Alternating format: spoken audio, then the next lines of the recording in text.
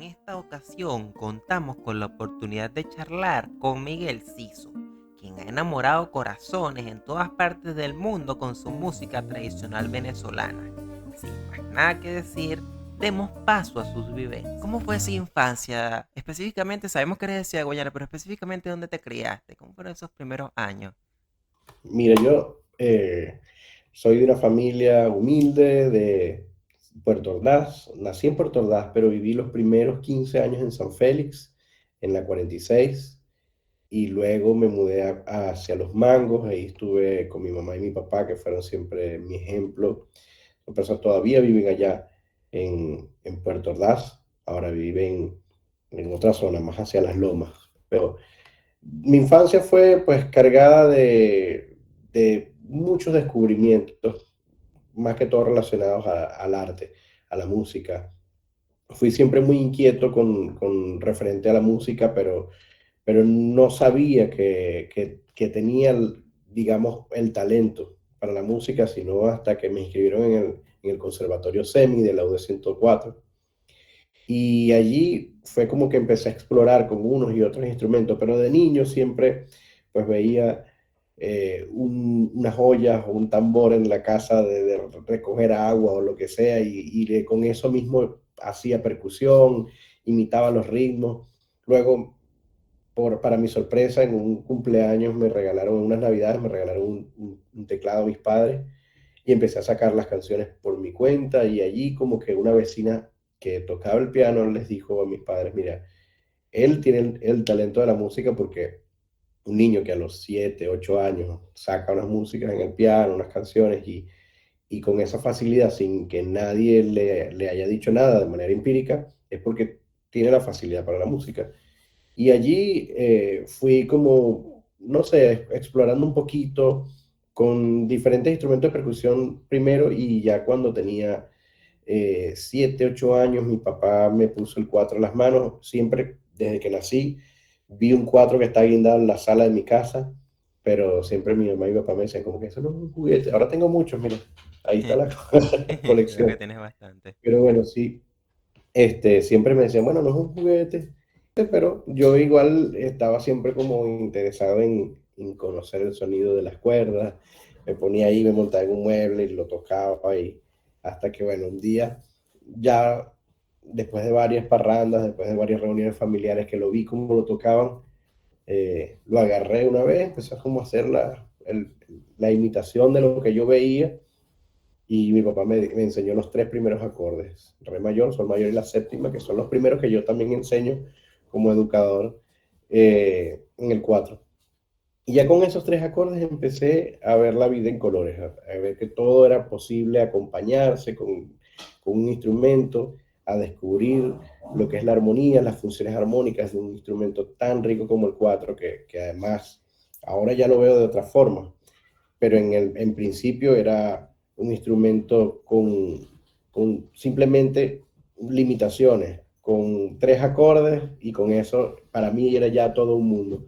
Ahora, pues entiendo que es un instrumento que ha pasado por muchísimos cambios en la historia de su existencia, que el cuatro comenzó siendo un instrumento acompañante, pero que ahora incluso hay cuatristas como yo que dedicamos nuestra vida al instrumento y que hacemos tanto música de manera solista como acompañante, que entendemos que el instrumento es un instrumento rítmico y que es riquísimo en colores, y que nos transporta a Venezuela en donde estemos. Y eso para mí era como descubrirlo, irlo descubriendo, fue como todo un viaje, como hasta los 15 años, que ahí por fin yo dije, yo creo que esto es lo que yo quiero hacer. Yo creo que yo quiero ser músico y quiero dedicarme al cuatro. Cuando vi por primera vez tocando el maestro Proto López, cuando vi tocando el maestro Che Hurtado, eso me impactó y me cambió la vida sin duda, ver cómo el cuatro podía prácticamente cantar sin necesidad de que nadie más lo acompañara. El cuatro solo podía hacer eso. Pero paralelo a eso, a ver, tenía una afición demasiado grande por el deporte, específicamente por el béisbol. Y bueno, caraquista todavía, aunque ya casi que no sé quiénes están jugando en este momento en el equipo, porque ya desde hace mucho rato no veo el béisbol, pero era un fanático impernido, así, de esos que lo mandaban a dormir en la noche y me escapaba así por debajo de la cama y veía cómo hacía para llegar a la sala, conectar el televisor y ver los partidos. Siempre fui como muy fiebrudo con el tema del béisbol. Y entonces lo más cómico fue, o lo más cruel, fue que mi mamá me inscribió en el conservatorio SEMI, que queda al lado de un estadio de béisbol. Entonces, claro, yo estaba viendo clases de solfeo, viendo clases de teoría musical y todo, y escuchando los batazos al lado y queriendo ir a jugar allá. Entonces yo armaba mis caimaneras, tanto en el colegio como en el conservatorio, me llevaba mis pelotitas de goma, y entonces yo en las horas de recreo, quizás me recuerden como el chamo travieso que se ponía a jugar pelota, que se ponía tumbamango, era como esa realidad paralela. Bueno, un niño, en fin. Pero sí, definitivamente creo que la música definió muchísimo en mi infancia porque me hizo viajar mucho a nivel intelectual, de conocer sonidos, de explorar las millones de posibilidades sonoras que hay en cada instrumento, pero además en cada género, en cada estilo. Y hoy por hoy, pues agradezco como todos esos procesos y a todos los maestros que de alguna manera me, me dieron, sembraron algo en mí que hoy yo puedo decir que, bueno, que sí creció allí y que también de alguna manera yo también lo estoy replicando, lo estoy difundiendo por medio de mis amigos o de la gente que ve clase conmigo, mis alumnos o incluso con la gente que me va a ver algún concierto. Si nosotros ahora hacemos un viaje al pasado, pero no hacia tan atrás, sino hacia esos primeros años en los que tú ya empezaste a ejercer tu carrera de músico, obviamente aquí en Venezuela, yo quisiera que tú me contaras un poco de cómo fueron esos primeros años y si existe alguna experiencia así que tengas marcada en tu Ok. cabeza. Sí, ve, yo creo que en cada episodio tenemos cosas que nos marcan, incluso cuando, bueno, de las que nos acordamos y de las que no, pero somos un resultado de lo que hemos vivido, de lo que olemos, de lo que probamos, de esos colores, nosotros nos vamos formando y hoy por hoy tú eres un resultado de lo que has vivido y que a lo mejor no te has dado cuenta de esas cosas que te decían tus maestros, tu mamá, tu papá y que, o tu familia, la gente que estuvo alrededor tuyo que te han hecho ser lo que eres hoy. Igual creo yo, a ver, de lo primero que me acuerdo era que era súper fiebrudo con el 4. Era así como que llegaba de la escuela. Hay un momento que para mí creo que fue sin duda un momento, un antes y un después, que fue cuando yo empecé a ir mal en matemáticas, porque iba bien en todas las clases, pero en matemáticas no sé, me costaba. Entonces mi mamá me paraba a las 5:30 de la mañana y me decía, mira, como yo sé que tú vas mal en matemáticas, te voy a poner a repasar antes de la clase. Me paraba, por ejemplo, yo me tenía que parar a las 6 para ir al colegio a las 7, me paraba a las 5:30 y me ponía a estudiar. Y entonces, la única manera de que yo me mantuviera despierto a esa hora era, yo prendía el radio y en Pentagrama Nacional sonaba la música instrumental venezolana. Y en ese momento, yo creo que yo allí supe que yo quería dedicarme a eso, porque escuchaba todos los grupos de música venezolana instrumental, el ensamble Gurrufío, el ensamble Raíces, el cuarteto, Saúl Ver Ensamble.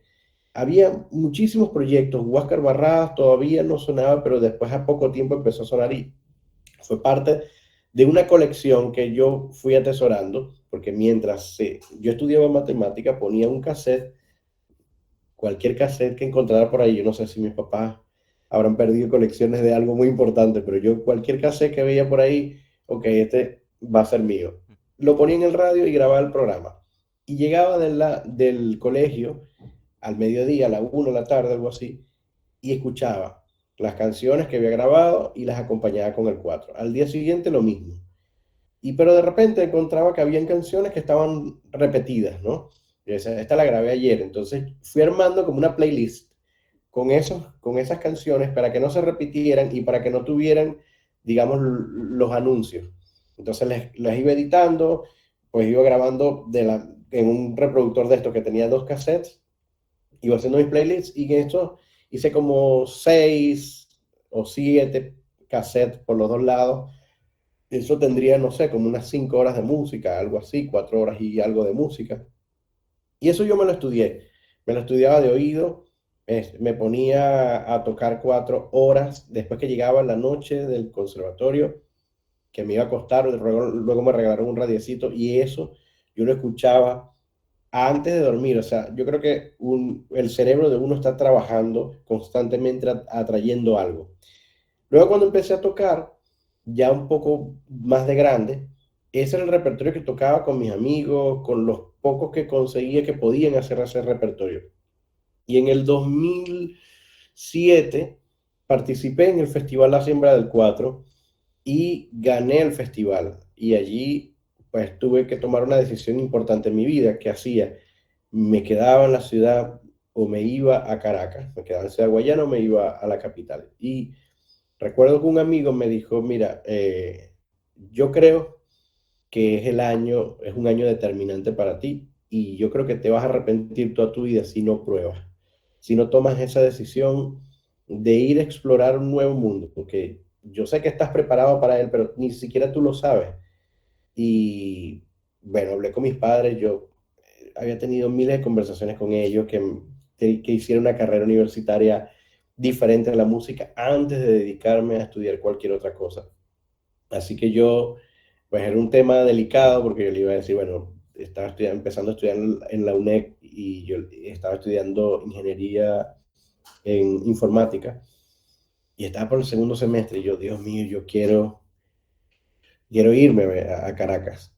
Total que hablé con ellos y no sé, me entendieron perfectamente. O sea, yo esperaba que el problema es que no te vas. Y me dijeron, bueno, hijo, yo sabía que esto iba a llegar en algún momento. Y sí, tienes nuestra aprobación, tú eres una persona ya grande, ya tienes la posibilidad de tomar tus decisiones, cuenta con nuestro apoyo. Así que me fui a Caracas y creo que allí me di cuenta para qué estaba yo preparándome durante todas esas madrugadas estudiando matemática y escuchando música y todo ese tiempo que yo estuve estudiando. Porque te digo que antes de irme a Caracas, era ese momento en donde tenía la fiebre a 1000 del 4 y pasaba horas, 5 6 10 horas, no sé, tocando. No los puedo contar porque era como que todo el tiempo que tenía libre era tocando. Y ya cuando llegué a Caracas, se abrieron las puertas. Todo el mundo empezó a invitarme a que participara en sus proyectos y es algo que mucha gente me pregunta, ¿a qué le atribuye quizás el éxito que puedes haber tenido como músico en Caracas? Y, bueno, yo creo que la disciplina, la constancia y la responsabilidad son como cosas que son vitales. Cuando empecé a llegar a Caracas, primero tenía la educación del conservatorio, mis profesores en el conservatorio siempre me educaron de que tenía que ser puntual, y en Caracas era súper más puntual porque me dijo una vez el maestro Aquiles Báez, que él llegó una vez a Nueva York en un ensayo tarde, y me dijo, cuando llegué la segunda vez, me dijeron, perdón, cuando llegó la primera vez le dijo, esta es la primera y la última vez que vas a llegar tarde, porque cuando vuelvas a venir, a lo mejor ya no vas a tener que llegar tarde porque no vas a trabajar más con nosotros. Entonces, él me dijo, si yo te puedo dar un consejo, es la puntualidad. Tienes que ser puntual, tienes que ser responsable, estudiarte la música. Y yo creo que paso a pasito, en cada uno de esos proyectos en donde yo trataba de dejar mi mejor versión, estudiar la música, llegar temprano, ser responsable con el proyecto, tener un trato humano con todo el mundo. Eso mismo fue como dándome la posibilidad de entrar a otro proyecto en donde me recomendaban y otro y otro y otro. Y fui construyendo una red en donde de repente estaba tocando con muchos proyectos dentro y fuera de Venezuela, me llevaban y entendí también, yo cuando estaba en Puerto Ordaz, yo decía, bueno, pero ¿por qué quizás no hay proyectos que se interesen en mí, que yo vivo en Guayana, hago música, tengo un buen nivel en el instrumento, acabo de ganar este festival? Entendí que cuando tienes que estar en un sitio, o sea, cuando quieres pertenecer a algo, a un sitio, tienes que estar allí, tienes que buscarlo, tienes que trabajar por ello. Cuando yo llegué a Caracas y empezaron todas esas aguas a moverse, pues, yo digo, cuando empecé a mover todas las maticas, empezaron a caer los frutos. Y después me doy cuenta, justo al llegar, que estaba tocando con todos los grupos con los que yo acompañaba cuando era niño. en ese radio. Todos esos repertorios los tocaba con unos y con otros artistas, tanto los que eran de mi edad, que también tuvieron su proceso en su casa o en su ciudad, como los artistas con los que yo crecí y con los que soñaba que fueran, que son todavía mis superhéroes musicales, con ellos hacía música en diferentes proyectos. Entonces, para mí fue una suerte de enseñanza. El 4 siempre, creo yo, ha guiado un poco mi camino.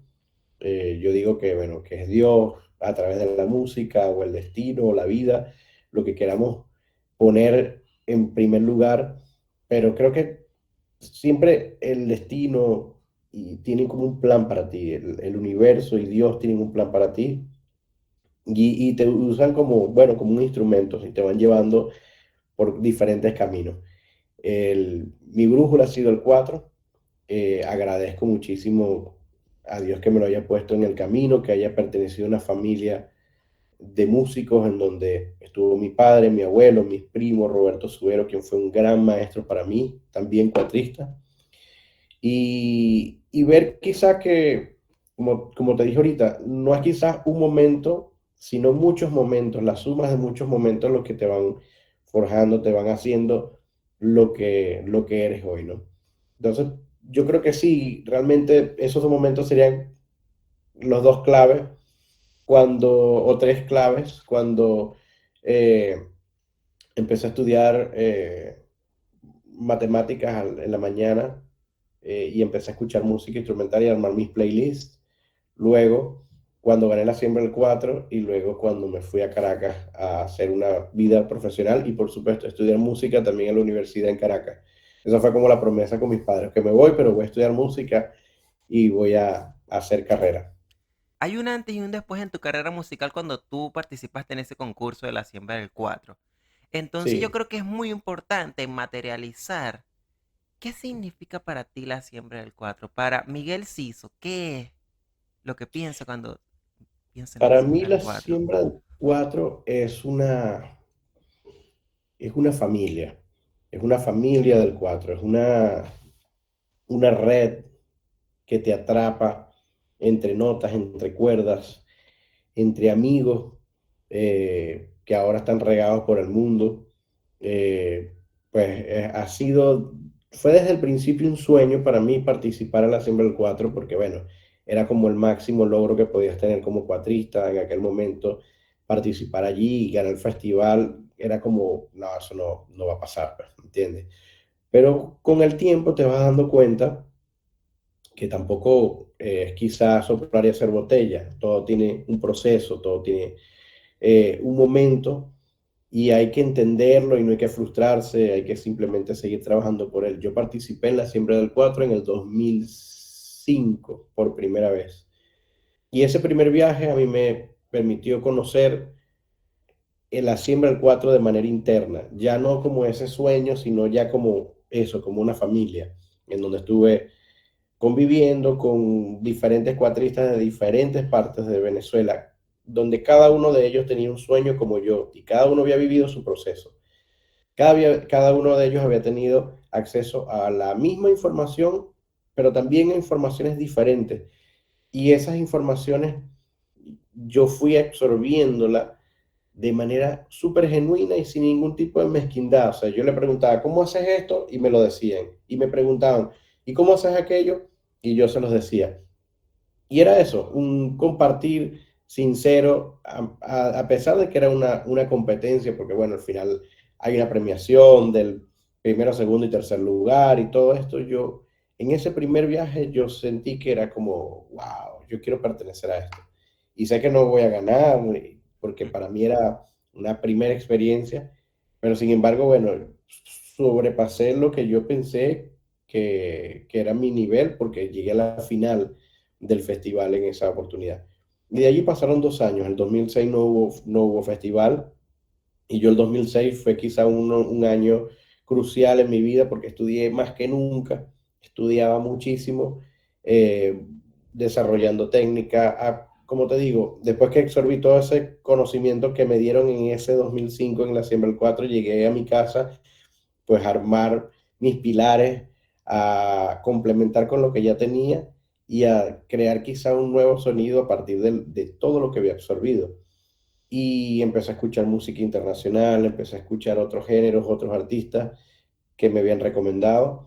Y en el 2007 participé y fue cuando gané el festival. Y sin duda, haber ganado el festival es un privilegio gigante porque te da una proyección importante a nivel de los medios, a nivel de la red de músicos. Ahora, pues te conocen, tienes una etiquetica ahí que dicen, él es el ganador, él fue el que participó, él es el de Guayana, él, este chamo, el que toca tal canción. Recuerdo que había tocado cuando toqué una versión de Bésame Mucho que hice y entonces volteaba la mano y tocaba con la mano atrás. Ah, este es el que toca con la mano atrás. Entonces fui a una vez al Museo Jesús Soto y escuché unos niños que estaban hablando del festival, unos chamitos que estaban con unos cuatro y decían, no, yo vi uno que toca con la mano así y tal. Y yo estaba ahí al lado escuchando. Y a mí me llenó muchísimo de alegría eso, ver que, bueno, que de alguna manera lo que uno hace también impacta a las nuevas generaciones. Y ya hoy por hoy, bueno, yo no me considero un viejo para nada, yo siento mi espíritu muy juvenil todavía, pero sé que no soy tampoco un adolescente. Hay una generación importante que viene detrás tomando el relevo.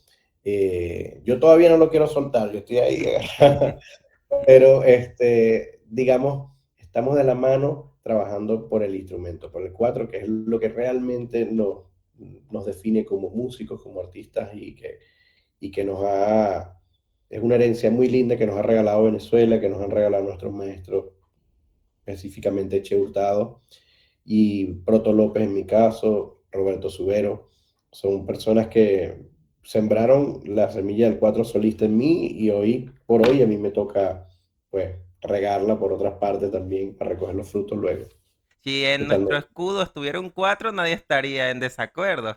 Y sin duda es una de esas cosas que tú sientes que pertenecen a tu familia. Que tú dices, en mi casa siempre hubo un cuatro, o en mi casa no hubo, pero en casa de mi tío sí. Y yo creo que es un sentimiento nacional, como dice la canción. Cuando tú escuchas un cuatro, es como cuando te pega el olor a la arepa. Para mí es igual. Yo siempre digo que el cuatro es nuestra arepa musical. Y tú la rellenas con lo que tú quieras. El cuatro es así, pero tú tocas con él lo que tú quieras. Y por eso, donde tú lo escuches, tú sientes que es parte de ti, de lo que tú eres, de tu identidad. Además de ser un excelente cuatrista, eres un hombre romántico. Alguien Ujú, que ha dedicado muchísimos temas a Bárbara, que tengo entendido que es tu esposa. Entonces yo quiero ujú. preguntarte específicamente porque existen muchas relaciones, múltiples artistas que han basado mucho de lo que son, ya sea en desamores o en, como es tu caso, en amores. Entonces, ¿qué tan influyente ha sido ella en tu estilo musical, lo que es Miguel Ciso hoy?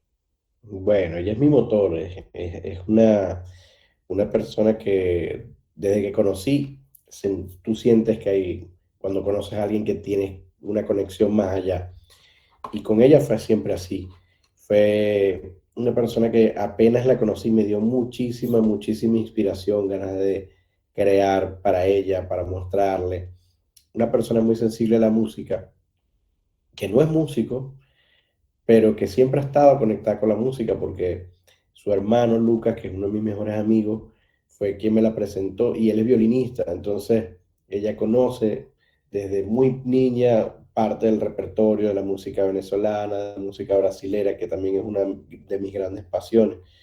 Entonces hay algo, un vínculo que, que hace también como un complemento a todo el amor que por supuesto yo siento por ella. Es mi media naranja y sí, bueno, soy romántico, culpable, lo acepto.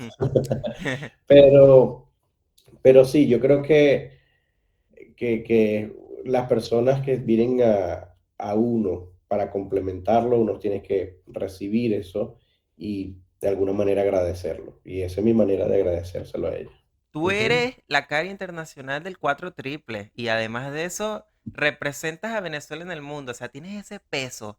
Entonces, ¿para ti qué significa esto? ¿Cómo es para ti esto? Porque no es algo que, mira, no, tú no vas todos los días por la calle y ves, oh, mira, ese toca el cuatro triple es súper fino. No, no es algo que es común. Entonces, claro. representas a Venezuela a nivel artístico. ¿Eso para ti cómo es? A ver, siempre es una responsabilidad muy grande como artista lo que uno, pues, declara. Cuando ya tú dices algo, ya deja de ser tuyo para ser del mundo. Igual cuando tocas la música.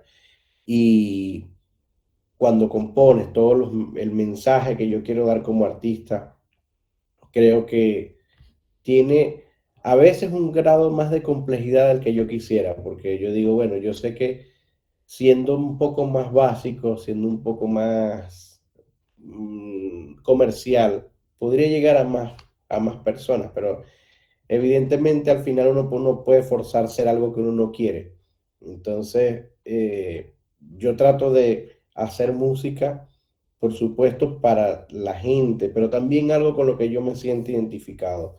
Y me gusta producir música para otros artistas, pero también son proyectos selectos lo que tomo. O sea, quizás si viene un artista a decirme, mira, yo quiero que me produzcas este tema, pero es un reggaetón que habla de esto, de aquello, y que tiene antivalores y tal. O sea, yo no podría, pues no podría porque va en contra de mis valores, va en contra de lo que yo defiendo como músico, como artista y del mensaje que yo quiero llevar. Entonces, claro, al final siempre, como dicen por allí, para que haya luz tiene que haber oscuridad, para que se note la luz tiene que haber oscuridad.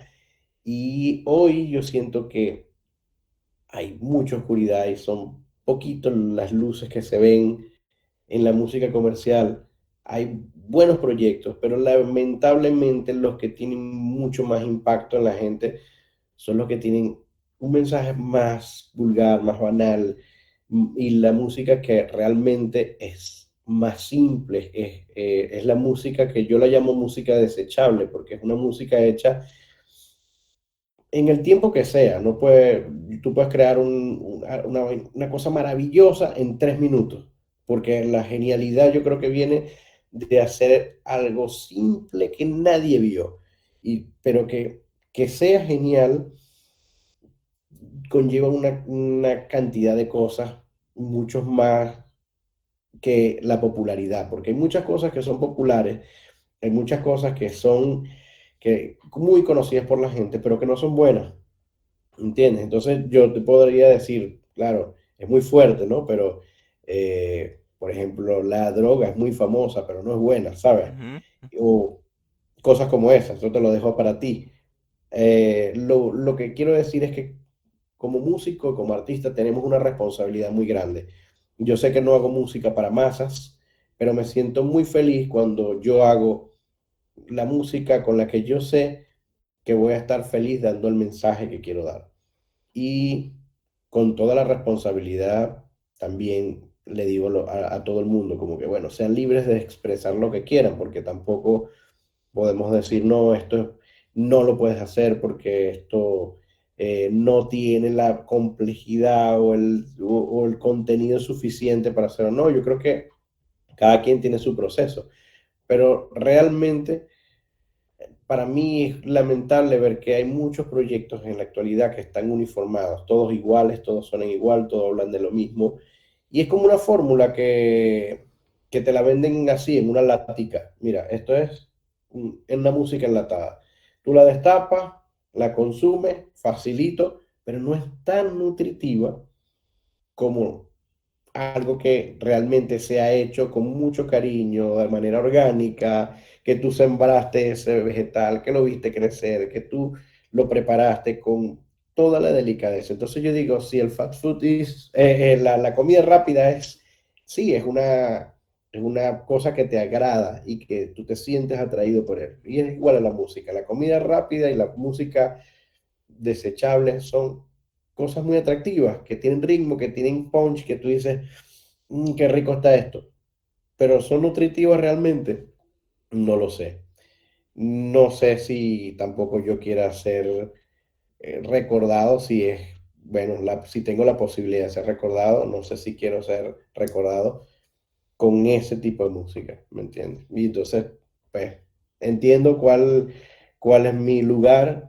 Cada día he entendido más que uno no tiene que tampoco frustrarse por cosas que no puede controlar, pero lo que sí tenemos que hacer es como trabajar cada uno desde donde está para llevar su mensaje, para hacer que también haya una persona que desde lo lejos diga, allá está una lucecita y voy para allá a ver qué es lo que hay ahí para ofrecerme. A lo mejor sea algo que me lleve a otro lado, a lo mejor no me gustó, pero bueno, cada quien es libre también de escoger y desde este lado yo pongo simplemente los colores y la música y los sonidos que creo que van coherentemente con mi mensaje y que es el que quiero que la gente reciba.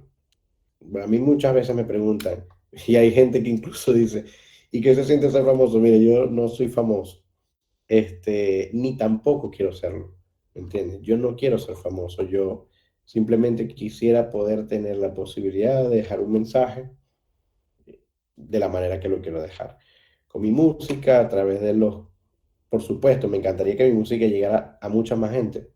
Es evidente, todos quisiéramos que nuestro producto se consuma, pero tampoco estoy quizás queriendo vender el alma, como dicen por ahí, para ser famoso, haciendo un género o llevando un mensaje que realmente no me representa.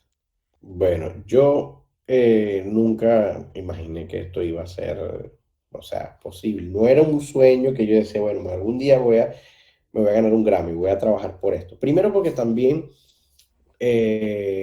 uno tiene el pensamiento de que estos son premios que reconocen la industria pop o un poco más urbano y todo esto.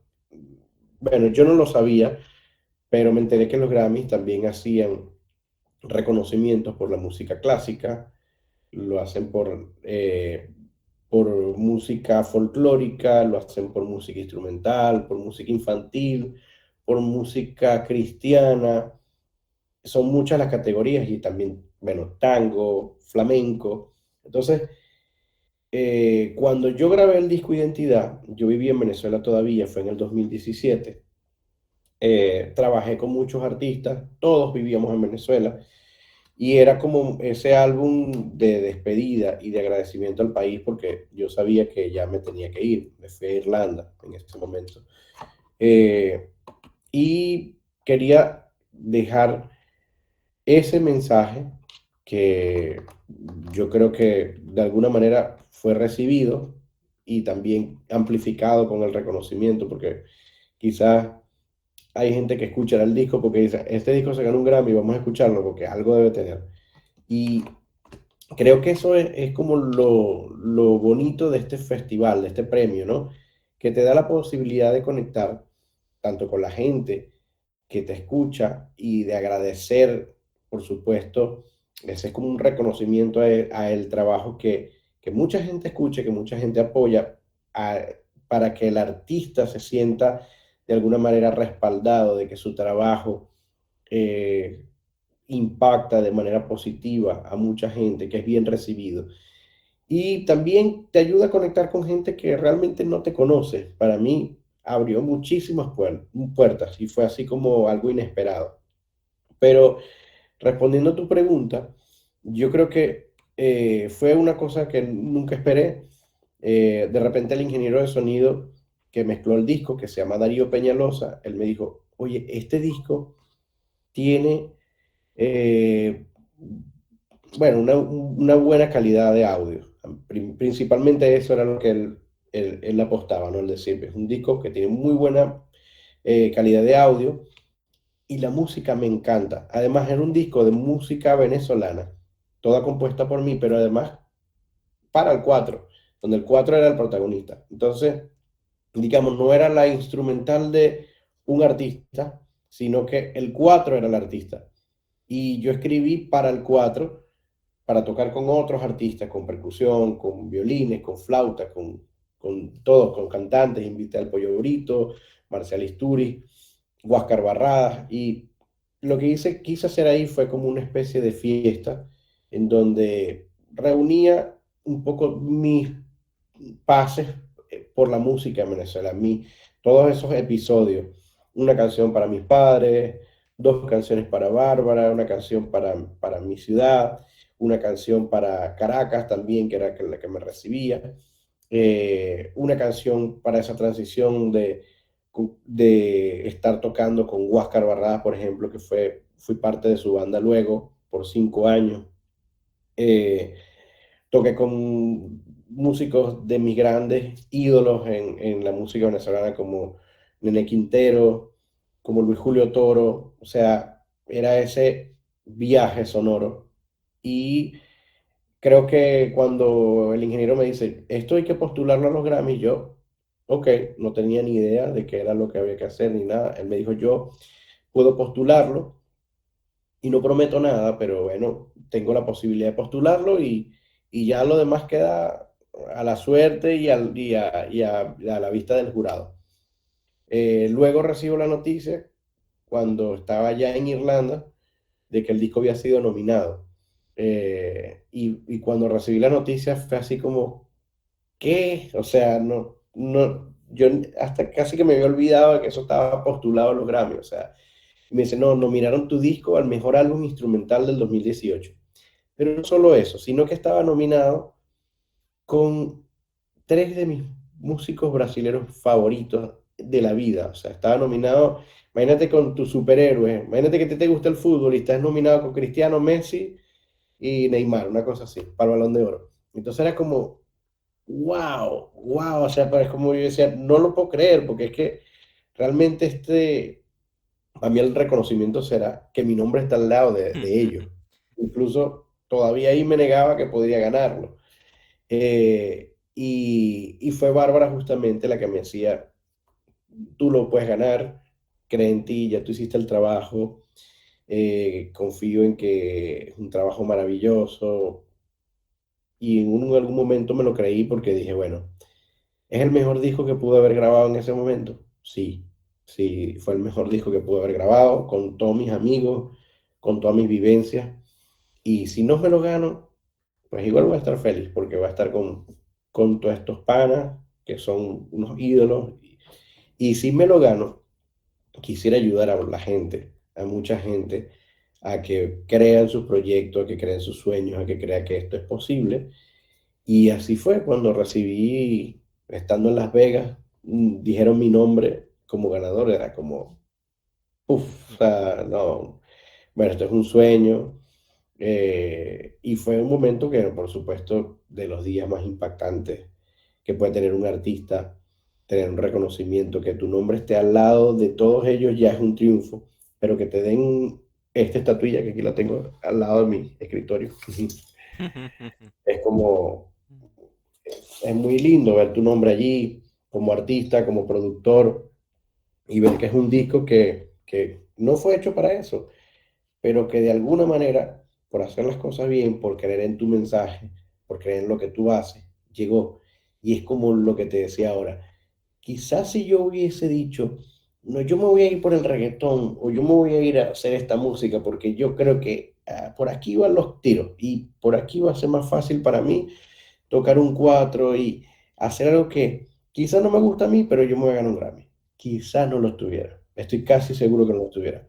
Pero simplemente hice lo que mi corazón me dictaba, lo hice con pasión y con mucha fe y nada, se dio el resultado y yo, bueno, muy agradecido con la academia por el reconocimiento, eh, sobre todo por darle alegría a mi familia, a, a mi pueblo, a Ciudad Guayana, que sé que lo celebró.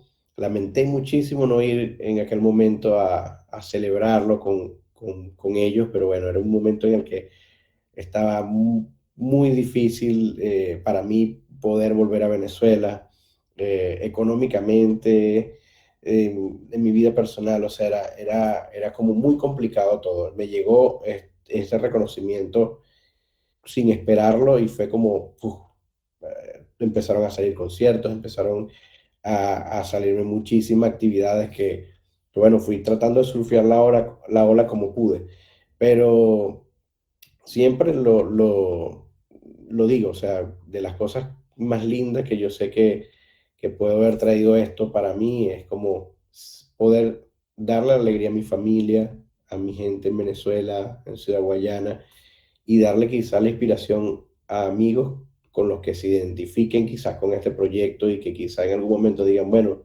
si este pana lo pudo hacer, yo también, que crean en sus proyectos y que lo lleven a cabo.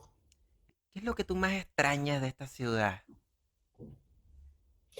Mira, lo que más extraño es estar con mi familia, definitivamente, o sea, tenerlos cerca. Y bueno, he ido desde el 2018 dos veces y solo he estado con ellos. O sea, digo, como no hay tiempo que perder, quizás si me pongo a hacer un concierto, es una planificación de varios días.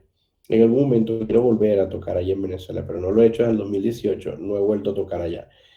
Y pues sí, una de las cosas que más extraño es mi familia, una de las cosas que más extraño también es tocar para la gente de mi país, las parrandas, las guatacas que se arman entre amigos, tocar con como ese repertorio con el que yo crecí, eso es mágico.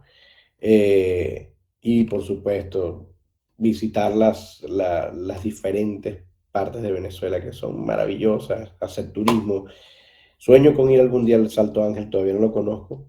Le compuse una canción que es el primer tema de identidad, se llama Querepacupa y Vená, y ese es el tema dedicado a mi ciudad, al estado Bolívar, y que Querepacupa y Vená es el nombre en Pemón del Salto Ángel. Dije, bueno, quizá mucha gente no lo sabe, pero yo tengo que hacer que ese mensaje llegue, porque nosotros realmente no hablamos sino español porque fue la lengua que heredamos, pero la lengua de nuestros ancestros se ha quedado en el olvido. Yo dije, bueno, yo no lo sé, averigüé y yo hice una canción esperando que tuviera una palabra que me diera la, algo que sea de lo más significativo de mi estado y de mi país. Hice la canción toda y la canción tenía 8 sonidos. Tarararararira. Y en un vuelo que estaba tomando de Venezuela a España, en ese momento me regalaron un libro y en el libro decía, tengo algún día que ir a conocer el Querepacu Paivená. Si no sabes lo que es el Querepacu Paivená, es el Salto Ángel, ta, ta, ta, ta, ta, ta. Y yo, Querepacu Paivená.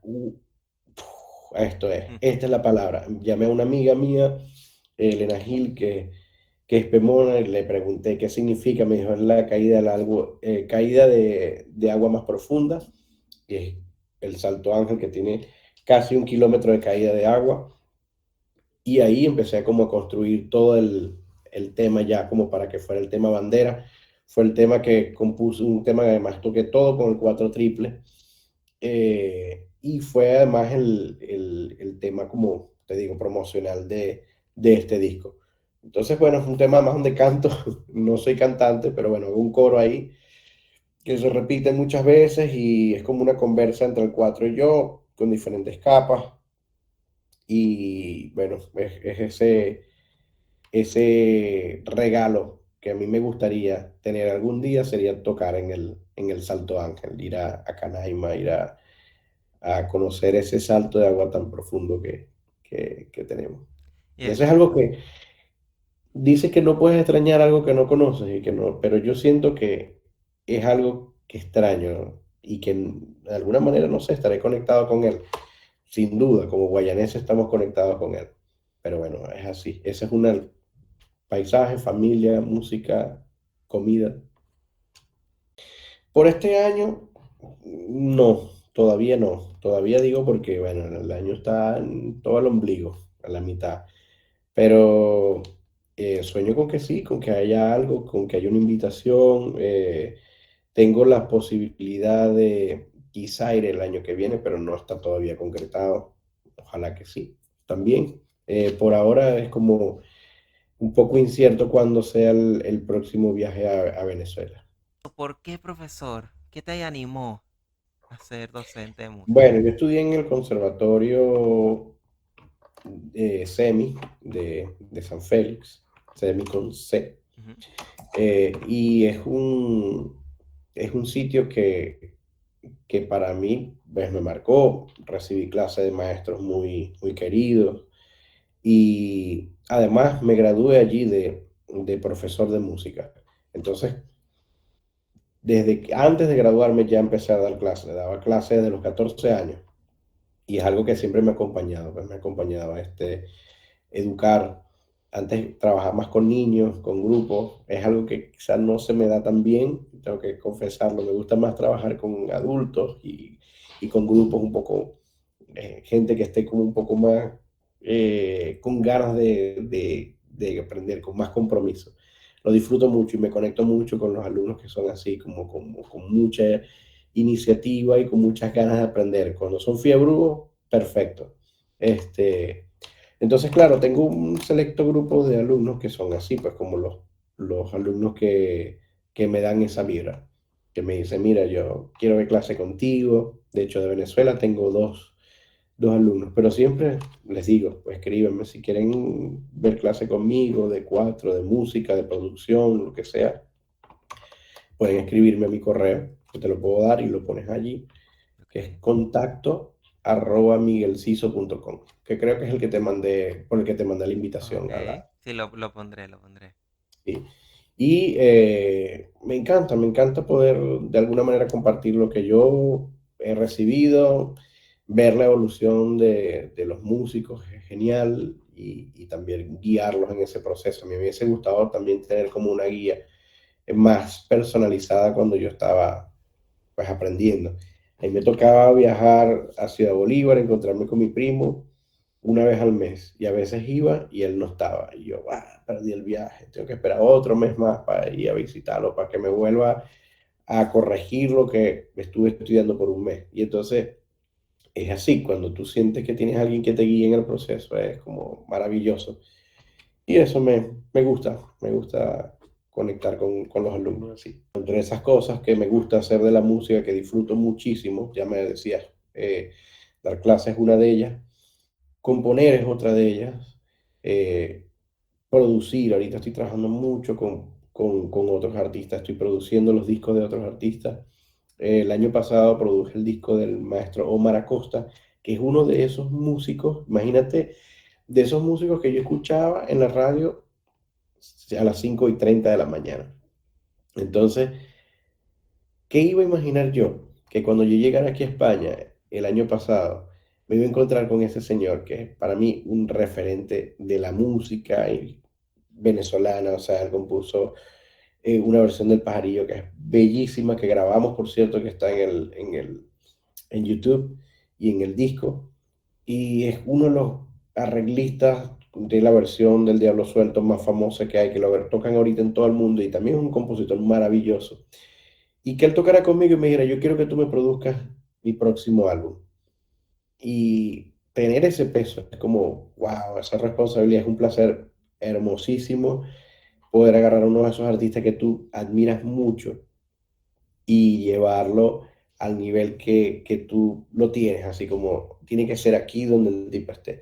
Bueno, lo nominaron al Grammy también como álbum instrumental, a la misma categoría que estuve nominado yo. Entonces es maravilloso, eso para mí es un regalo. Y ahorita acabo de terminar el disco de una cantante que se llama Ivana. Lo acabamos de lanzar en las plataformas el 29 de mayo. Se llama Vestidas de mí y es un disco que produje para ella. Es su primer álbum, es el álbum debut, pero está calientico, recién salido del horno, y yo creo que pueden disfrutarlo porque tiene versiones de temas que hemos cantado y que conocemos muchos. Es un álbum de versiones, de puros covers, pero bueno, hecho con no sé, mi gusto y el gusto de ella, sazonándolo así como queríamos presentarse. Ahorita tuve un proyecto hace 2 años, un proyecto muy lindo que me vinculó con Guayana, que es la película El Salto de los Ángeles, Ujú, sí. para la que le hice la música, toda la música de la película. Y fue una bonita experiencia porque siento que reconecté otra vez con mi ciudad a través de las imágenes, a través de la música que compuse. Y en el proceso fui a Puerto Ordaz, y llegué un día del músico, que creo que es el 22 de noviembre. Llegué justo ese día, estaban todos los músicos de Guayana reunidos en la sala de arte Sidor. Y mi profesor Proto López me dijo, te voy a llevar de sorpresa, que no sepa nadie que estás aquí. Llegué ahí, es la única vez, te dije que no había tocado nunca un concierto, pero bueno, es la única vez que toqué públicamente. Eso fue en el 2022, noviembre del 2022, y fue maravilloso conectar con todos los músicos de la ciudad, hacer como ese reencuentro. Y en ese momento dije, bueno, tengo que venir a Ciudad Guayana a hacer un concierto ya propiamente mío, ofrecer la música que hago con el 4 y espero que eso sea pronto, de verdad que sí. Ahorita estoy próximo a sacar un disco nuevo que se llama Radio 530M, por cierto, por ese momento. Creo que es por eso estoy con el cerebro un poco movido en esa frecuencia, porque creo que después que uno va y está ya en un sitio, regresar y ver, pero este es el resultado de aquello. Es también lindo como volver allí y sentirte como que es parte otra vez del inicio, ¿no? Sentir que esa es tu historia, tomarla, aceptarla y por supuesto compartirla con los demás. Bueno, está el 4 Ujú. en las manos, así que vamos a aprovechar ese alguito para Sí, terminar esta entrevista. dale pues.